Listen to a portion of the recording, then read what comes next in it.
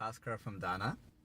For those who might not know, Dana is a not-for-profit wellness movement where people generously offer their spaces, teachers generously teach, and students generously contribute for the classes to continue.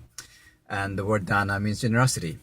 And one question that I often hear from teachers is the concern, will this way of teaching support me? Will it be able to fund me? Will it be able to allow me to sustain myself in a agreeable way? And it kind of reminds me of how one starts to meditate. We realize our mind's a mess and our attention span is short, and we're caught up and distracted and go through turbulent emotions that really wreak havoc and tie us up in knots. And we want to live in a more peaceful way, in a more harmonious way, in a more content way, with greater awareness and equanimity.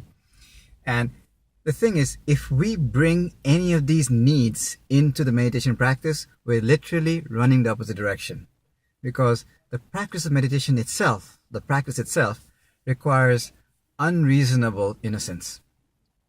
Similarly with these dana classes, obviously we want to support ourselves, get fair remuneration, and we have financial needs. We have to put a roof over our heads, the food, clothing, etc., the people who depend on us. If we bring any of this need into the actual teaching of the class, we're literally running the opposite direction. This entire platform requires unreasonable generosity.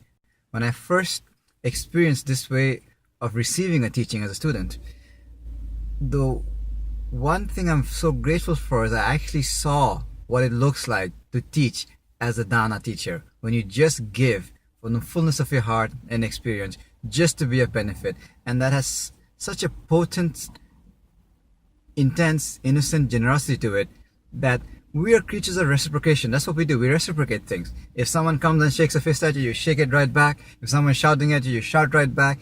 If somebody's being anxious, you're anxious right back. Similarly, if somebody's unreasonably generous, our human condition is we respond by being unreasonably generous. And that's how it works for a dana teacher.